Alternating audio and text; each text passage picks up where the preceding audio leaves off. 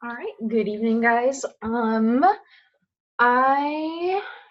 well, give me one sec, actually. I'm gonna quick check my sound just to make sure that you're picking up, because I had an issue last week. So give me one sec. Okay. Looks like my sound is on, which is good. Good evening, folks. Welcome to the GSG. There is currently no one here right now, but if people decide to come, then you can hear questions from them later on. In the absence of people, I am just going to be going through some problems from section 7.6, which is talking about expected values. All right, let's get started. One thing that I thought was a good thing to keep in mind throughout this whole section was the steps for finding the expected value on page 405.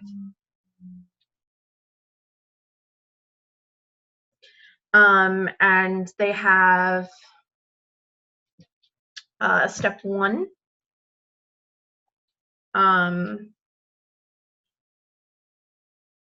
Partition the sample space into events. 2, they want you to determine probability.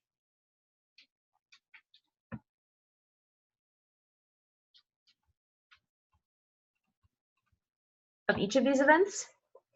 And keeping in mind that the probabilities of all of them is going to equal 1, like we talked about last week, and I think the week before as well. We just have to make sure that all of our probabilities come out to equal 1 so that we know that everything is in line and in order. Okay. Okay. 3, assign payoff values.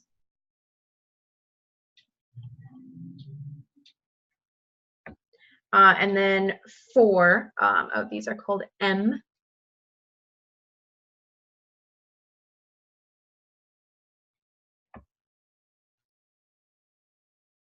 And then 4, calculate the expected value, where E is equal to M1. P1 plus M2, P2 ... M N Pn. Okay. So this is a lot of jargon, in my opinion. And that's honestly just the way that I parse through this problem is by thinking any expected value problem is by thinking about these 4 steps, but I don't do it in such definitive jargon. I think partition the sample space into events. I ask myself, what is possible? If I'm throwing dice, if I'm throwing 1 dice, it's possible for me to get numbers 1 through 6 if it's a 6-sided dice, and the probability for each of them is 1 over 6. If I'm throwing 2 dice, then I just have to analyze each dice separately and compare, or not compare, but analyze my results after that to find the probabilities, which is part 2. But just asking yourself what's going on here. What events can possibly come up? If I'm flipping a coin, I can't get anything that's not heads or tails. So just thinking about what is possible and reasonable and logical in this situation is what I would do for part 1. Part 2, then I would think about and write down. Definitely write down the probabilities for each scenario. Then this payoff is often given to you actually in these problems. But basically what it means by payoff is that what's the result? A lot of these problems in this section, we're talking about games, if I get $2 for rolling 2 6s on a set of dice, or if I get $4 for pulling an ace of hearts from a deck of cards, that sort of thing. And so like the payoff in this case is very literally like money, but payoff can also be something a little bit more figurative. So you just kind of have to think about that. Ask yourself, what do you get if X outcome, if you get some outcome? And finally, just put it all together and calculate. And something to keep in mind is that the expected value is going to be between the lowest payoff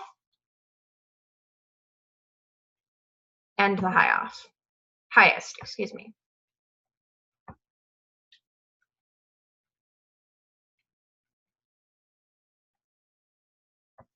You're never going to have an E that's like you're losing more money than like the lowest payoff, or you're getting more money than the highest payoff. Your expected value is always going to be somewhere in the middle, because it's kind of like the average of like what you would expect for like doing this and playing this game. Okay, that being said, I think that's like a good like starting point for asking what's going on in the section. And so I would ask yourself these questions as you're doing these problems. Just thinking about what is possible, write down probabilities. What do you get if you get like this outcome, or what do you get if you get this outcome? And that's your payoff. And then putting it together to calculate a reasonable looking P. Okay, then let's start just asking ourselves about problem 1 to start with. True or false, sometimes the expected value is a negative number. I'm going to ask you to just pause the video for a second to think about this, and then I obviously will start talking about it. My gut reaction to this was going to be like, no, obviously, like we can't have like a negative probability of something happening, but sometimes our payoff is negative. For instance, like if we're losing money, our payoff is, if we're losing $10 for something happening, our payoff is going to be negative. And that could make your expected value negative. So the answer is actually true. It just have to make sure that your expected value is reasonable. For instance, if it is, if you're playing a game where you can, I think we're doing this in the next problem actually. If we're look at like problem 3, if you're playing a game and you have those different probabilities and you have a payoff that's -2, 0, 2, and 3, you can expect your expected value to be larger than -2 and smaller than 3. Because if your expected value does not fit this, it is wrong.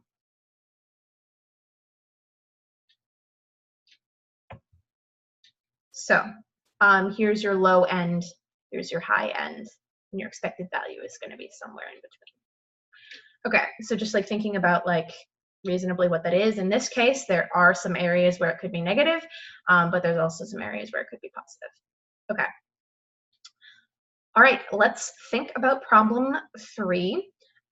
This is this is on page 4 and 9, by the way. Okay, so this is a very straightforward problem. They're giving you these outcomes, E1, E2, E3, E4, which basically correspond to the events, like the A1, A2, A3 that we saw on page 4 of 5.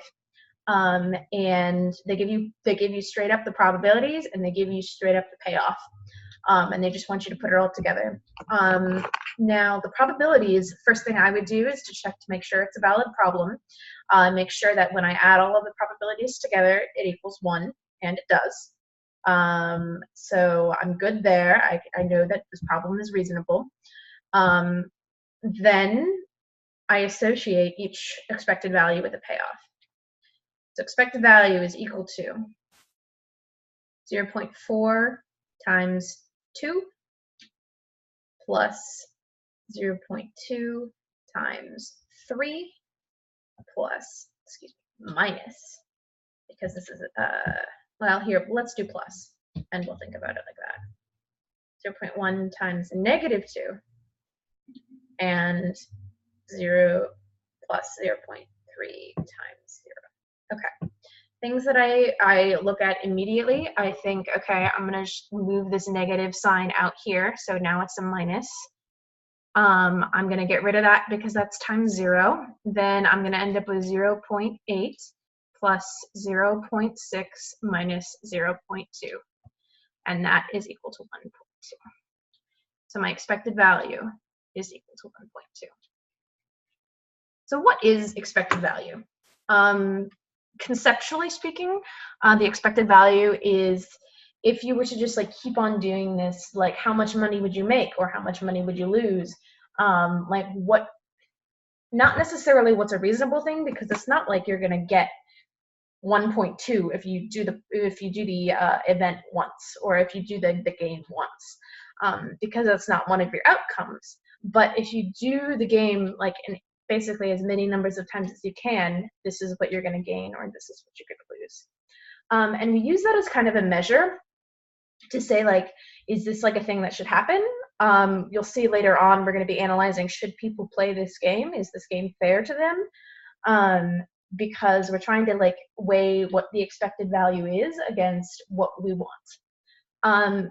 A good way that I learned about expected value is thinking of the lottery. So if you have expected value of winning the lottery is very low, because the probability is low.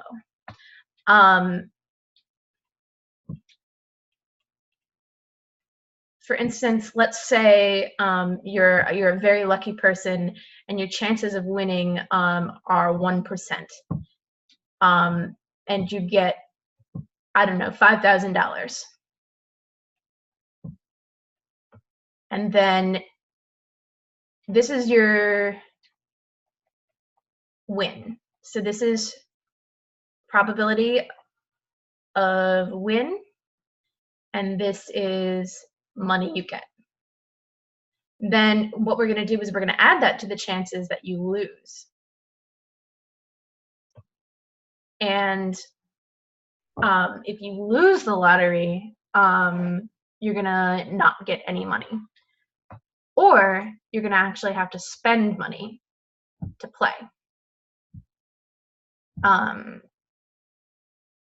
Which I guess doesn't really factor in right here, because you're not like, no, it does factor in. So let's say you're spending, I don't know, $10 to play the lottery. So this is for lose. So if you play and you don't win, you're at $10. If you play and you do win, you're up $5,000. Okay. So basically, finding the expected value of this, we would then say, okay, so this 0.101 times 5,000. What I would do is I would just move the decimal point 2 over, and think about it like that. So that's 50 plus 0.99 times 10, move the decimal point over 1. 9.9. So your expected value is 59. Oh, negative 9.9. So your expected value is 40.1. Okay, that seems pretty reasonable, actually, because if you play the game enough, you're expected that you win $40. But again, this is for a very lucky person, because this is not your chance of winning the lottery. Your chance of winning the lottery is more like 0.00001%. And so this would become very, very small, and this negative number would become very, very big. So yeah, that's how I kind of like think about expected value.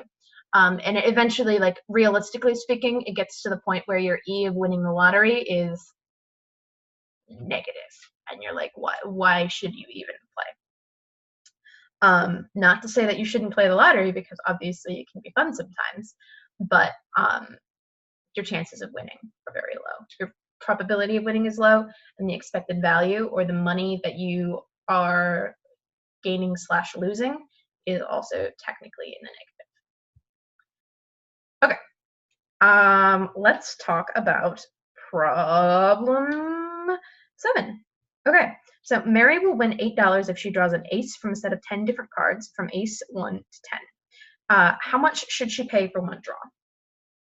This is one of those questions where they give you this question and then they just kind of like leave you high and dry.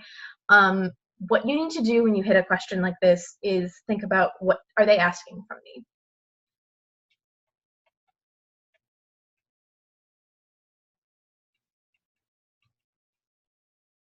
And in this case, I think what they're asking is, how much should Mary pay if she wants to break even? So what to do?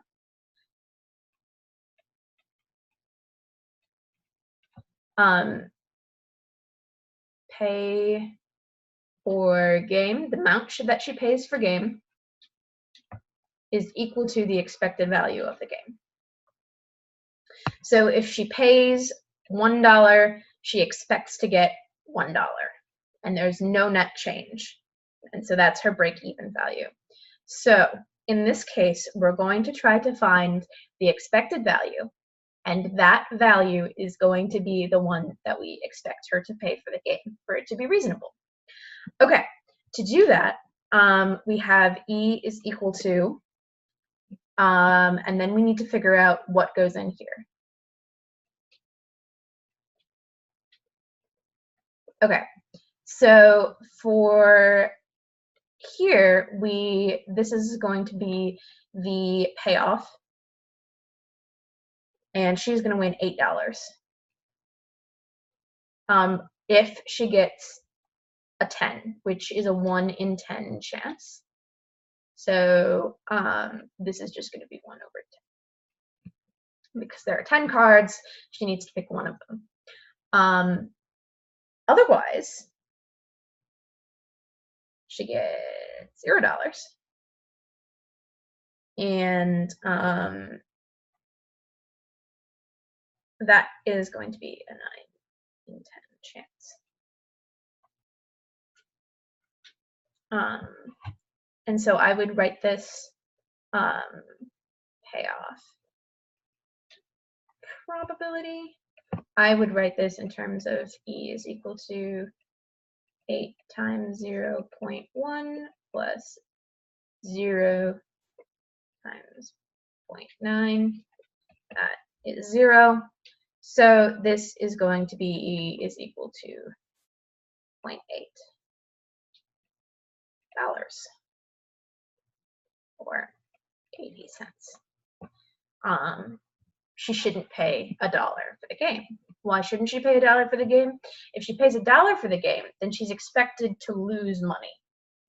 If she pays 50 cents for the game, she's expected to make money. But then again, that is for, technically speaking, like repeating over and over and over again, which is not something that she would do if she paid it just once. But her chances of making money are better.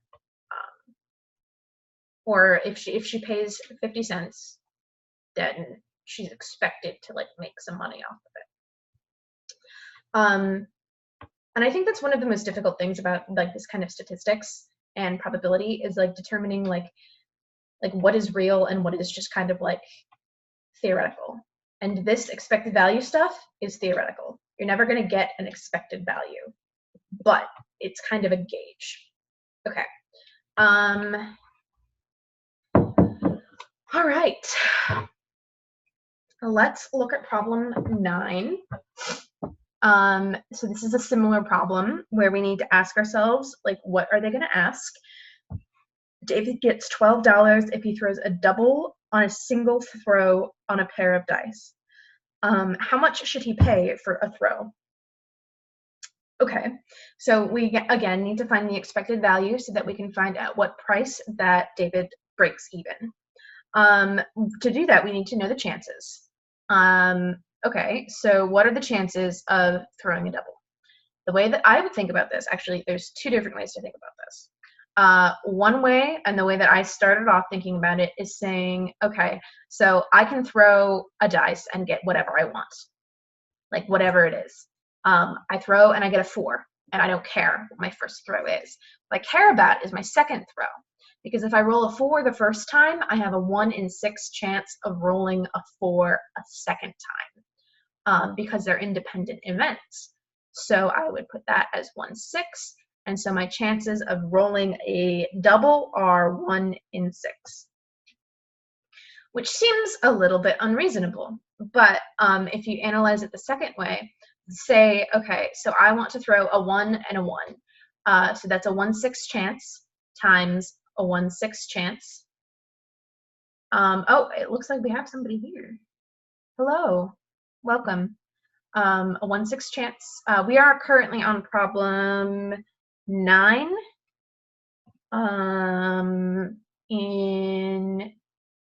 This is page 409. Okay. Okay. So this is for getting 2 1s. To get 2 2s, it's again 1/6 times 1/6. And so this is equal to 1/36. And you would do this for 3s, 4s, 5s, 6s, the whole way down. So basically what you have is you have a 1/36 chance for each one of those, and there are 6 of those events. So it's going to turn out to be 6/36 or 1/6. So it's actually a pretty reasonable assumption. So these are 2 different ways of thinking about it. One saying, I don't care what I get for my first roll, and one saying, okay, I'm going to do these each individually, and they each have a 1 in 36 chance, and there are 6 numbers on the die, and so it'll be 1/6. Okay. That being said,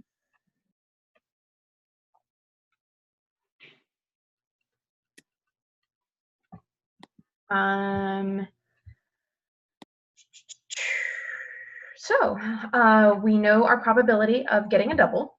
So our expected value is going to be the probability of us getting a double plus the payoff from getting a double plus the probability of us not getting a double plus the payoff for not getting a double. And that equals 2. Because this is 0 and that's just 12 divided by 6. Okay, so our expected value equals 2. So we know that David should not pay any more than $2 for a throw of dice, because if he does, he's expected to lose money. Everybody cool with that? Okay. All right.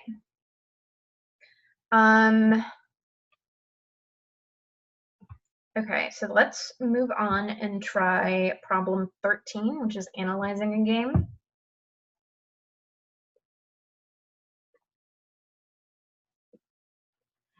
A fair coin is tossed 3 times, and a player wins $3 if 3 tails occur, wins $2 if 2 tails occur, and loses $3 if no tails occur. If 1 tail occurs, no one wins. What is the expected value of the game? First of all, we need to find what our chances are. So my chances of getting 3 tails, my chances of getting 2 tails, my chances of getting, this is 3 heads. Okay. Give me 1 second. I'm just going to check something really fast. Because I want to make sure you guys are getting the best information I can give you.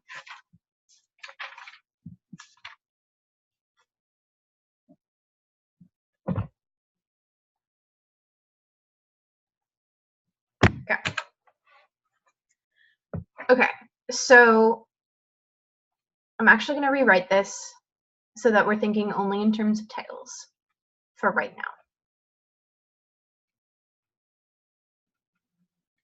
Okay. So,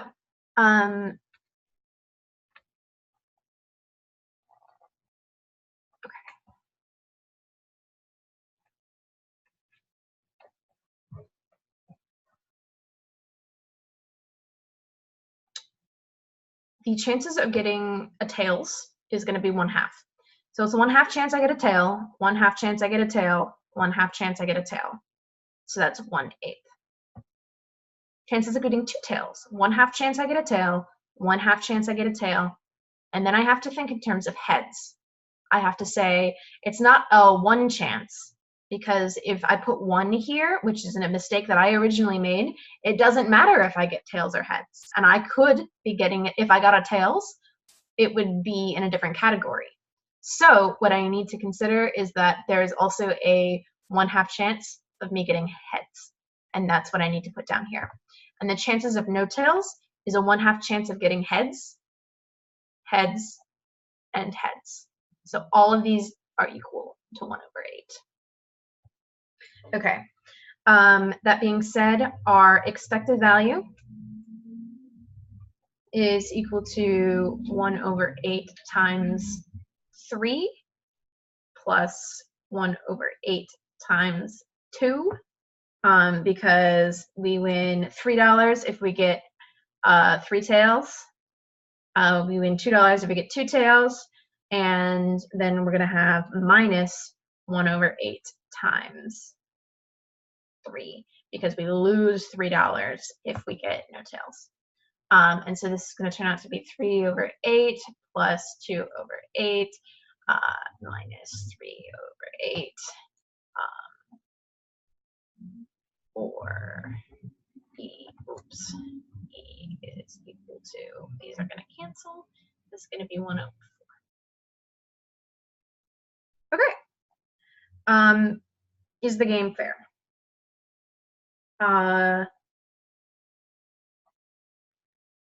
What do you think about that? The game is actually not fair because it's skewed for one person or another. When we talk about fairness, we need to think that the expected value is 0. So that like if it's fair, then it doesn't matter. Skill doesn't matter. It's just purely random chance. The expected value is going to be 0. Okay. So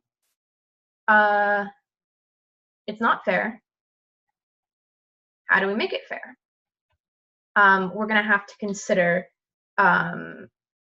because part C is asking if the answer is no, how much should the player win or lose for a toss of exactly 1 tail to make the game fair? And to balance it out, what we're going to do is we're going to, something is wrong here. I did this problem beforehand, but I'm not sure. I'm pretty sure I broke one of my own primary rules. So give me a sec to work this kind of. Sorry, I'm a student too. Every once in a while, I do make mistakes. It's great when people are here to call me out on that, because then you guys can experience my mistakes in real time. And it's always a very satisfying experience, I think. Okay. Something's wrong. And that something is that I have all of my events here. So I have 4 different events, 1, 2, 3, 4, and I have the probability of each of them occurring, but they only add up to 1/2. So I need to think about this in a different way, because this is not right. So if that's not right, this is probably also not right. I know the game is not fair, but none of this math is going to work out. So we're going to clear all that away. We're going to think about this anew. Okay. Okay. For a coin, toss 3 times. So I'm going to write everything out this time. Heads, heads. Oh, here, why don't we make a tree out of it? That might be easier. Okay. So fair coin toss 3 times. Heads, tails, heads, tails, heads, tails.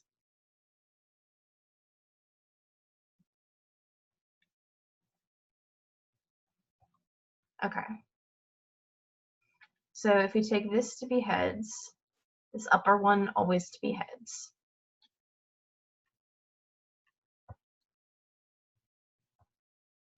And this lower one is going to always be tails.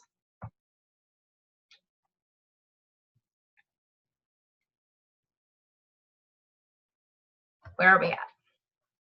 Okay, so here I have heads, heads, heads. Here I have heads, heads, and then tails. Here I have heads, tails, heads. Sorry, I gotta keep switching colors. And then here I have heads, tails, tails. Okay, then going down here, I have tails, heads, heads. Here I have tails, heads, tails.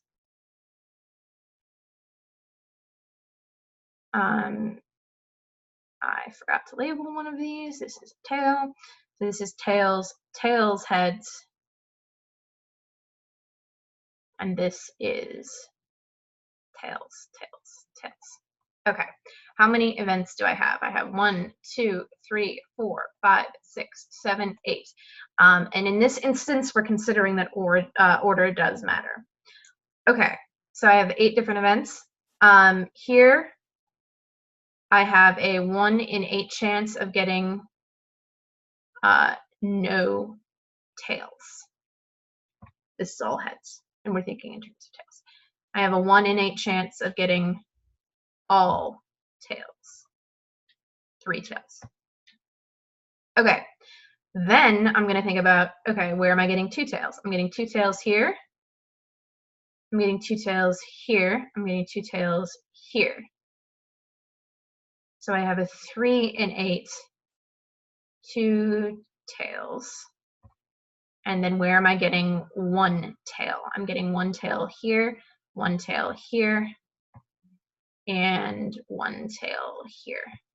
So I have a 3 and 8 of getting 1 tail.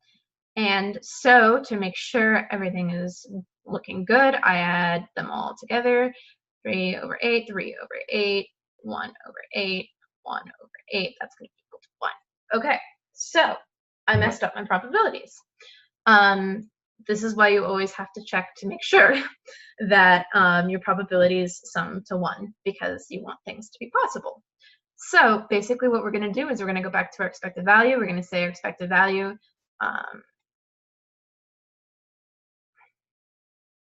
going to be equal to 3 tails. There's a 1 in 8 chance, so I was at least right about that. And then that's going to be $3 plus 2 tails. Chances of 2 tails is going to be 3 over 8, and so that's $2 minus 1 over 8. You lose $3 if there are no tails. So our expected value is going to be 3 over 8 plus 6 over 8 minus 1 over 8, or 3 over 8. These are going to cancel. It's going to be 3 over 4, or 75 cents. Cool. And I think that checks out with the book too. So yeah. See, this is why you also have to check your answers in the back of the book, so that you make sure everything checks out right. Okay. So we have all of these different probabilities, this expected value that we have. Is the game fair? No, the game is not fair, because again,